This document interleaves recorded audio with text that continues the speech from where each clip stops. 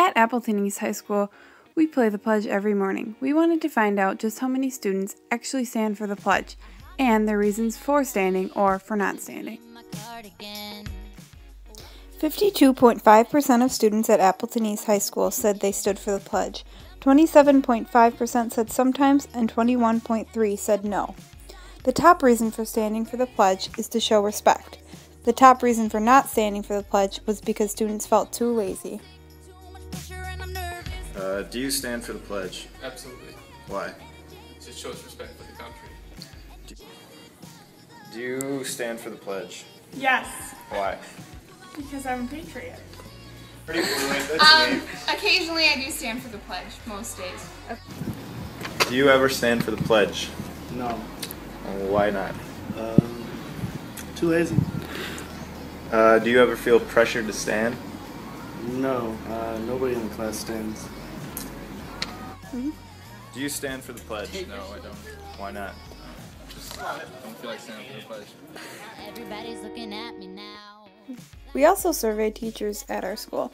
We found that 85.7% of teachers stood for the pledge, 11.9% said sometimes, and 2.4% said no. Again, the top reason was to show respect. However, the top reason for not standing was because teachers were too busy.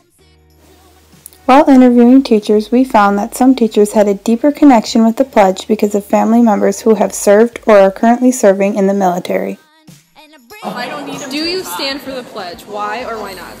Yes, I do stand for the pledge because, one, my grandparents fought in the wars, my uncle fought in Vietnam, I have a husband who was deployed 3 times.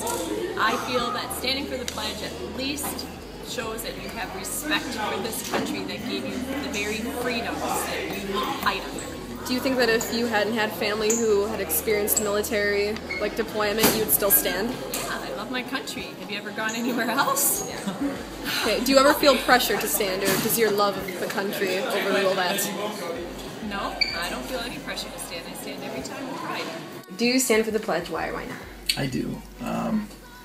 I was a history and political science teacher prior, and I find that there's been a lot of people who have given their lives for this country, and people in my family that we have so many awesome freedoms here that I can spend 2 minutes of my time doing that as a way of recognizing that, I believe in this country and I believe in what we're about. So. Okay, do you feel pressured to stand for it? I don't. I mean, if I take myself back through high school, and I think you have to just get to that point. It's if you're doing it every day, sometimes you might just feel like it's I'm a robot kind of piece. But I think it's more now. I've just grown so much within that realm since that time to understand and really respect a little bit more, and seeing all the people that I've interacted with in my life that have made significant contributions to this country, that it just makes me want to. Great. Do you stand for the pledge? Why or why not? Yes, I do. Okay, why? Because I think it's the right thing to do. Okay. Do you ever make I'm sorry, go ahead. Well, part of it is my dad was a Marine for 17 years too, so... Personal importance? Very personal. When we asked students if they would stand for the pledge if there was a veteran in the classroom, 90.9% said yes. We were curious to find out how many students said they stood for the national anthem compared to the Pledge of Allegiance. 88.6% said they stood for the national anthem, 8.9% said sometimes, and 2.5% said no, a much larger number compared to the Pledge of Allegiance. Students who stood for the national anthem but not the Pledge of Allegiance gave us 3 common answers why. It's not as often, it's more important, and it stands for something different. Jess, this is where I have a problem. I've been at 6 or 7 high school East graduations, and every graduation I've been to, they start, please rise for the Pledge of the Allegiance if you're able. I have never seen a single parent not. I've never seen a single graduate not stand.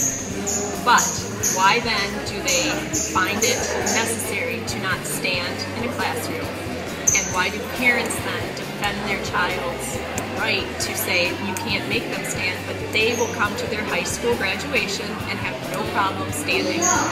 I don't understand that. Do you think it could be this double standard? Do you think it could be for special occasions that they find it more appropriate to stand because it's a big deal in their life, such as graduation? But then that's a double standard. If you're gonna say, I don't want to stand because I don't believe in that, and you're not going to make my child, and then you come to a graduation when you aren't forced to, and you still choose to stand, I don't understand that. So do you find that hypocritical then? Yes, to some degree. It's perplexing to me. Yeah. It's very. I would love to know their reasoning for defending their child's right to not stand, but then coming to graduation and standing. I would like to know why that's okay to do one but not the other. We found an article on NPR's website about parents fighting over the Pledge of Allegiance. It stated that courts have ruled that public schools cannot compel students to recite the pledge, but critics say there is still pressure on students to conform and they want the pledge out of the classroom altogether. After reading articles that claim teachers pressure students to stand, we were curious if any students at East had ever been forced to stand for the pledge, or if any teachers had ever forced a student to stand. In our survey results, 27.5% of students said a teacher has made them stand for the pledge.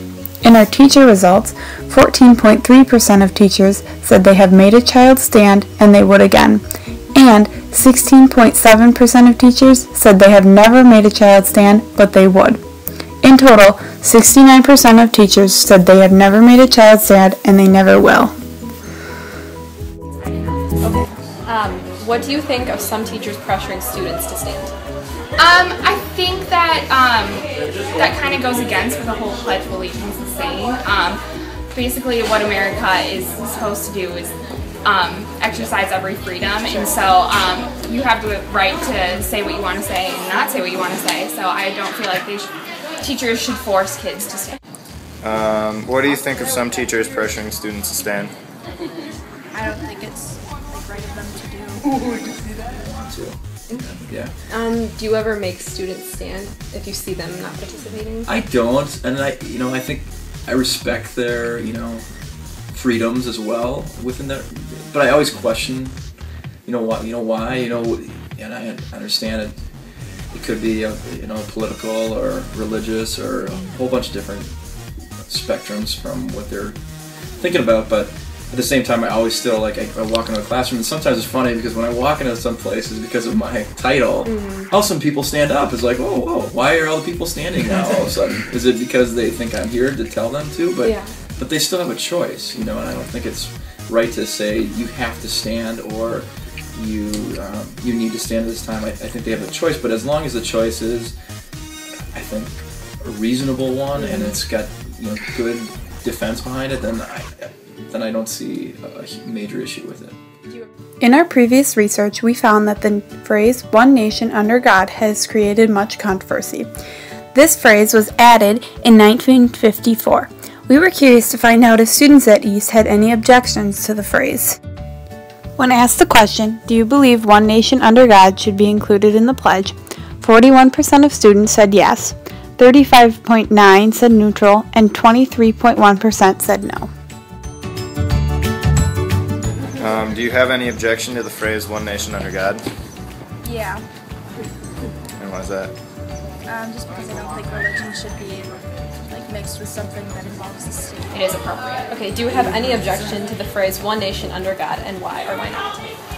I do not, because I'm a Christian, so I don't mind that phrase at all. I do see why other people could have offense to it, but it is not meant to be a specific God. It's just supposed to be a God. Sure. So I understand why some people would take offense. I do not.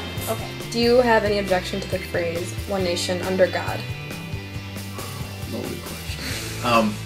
I don't, because I think it's part of my religious beliefs. Whereas other people might have some objection to it because of what they believe in or what that God is or who that God is, and I see reasons why people might object to that. The interesting thing is this all came about. I don't know if you guys done your homework, but the Eisenhower years and bringing the pledge to the first part of it, and it's all coming back to on the dollar bill, you know, in God we trust. You know, all these different things is where did that come from? Where do the legalities come from? And it's been a nation that's built on one religion, and then, you know, where does that separate from church and state and all those other things come into play? Yeah. So it's important that we, you know, you have to understand those pieces and all the history behind it before you can make a saying, okay, I don't believe in it. I don't think you have to believe in every single thing within that pledge, but I think you can say, like, there are some components of it that are really important that you have to look at. In general, we found that most students lost the importance of the pledge's meaning in the everyday routine. It's important to take time to rethink the meaning of the pledge. It is also important to take time to respect the many different opinions here at Appleton East High School. My tummy's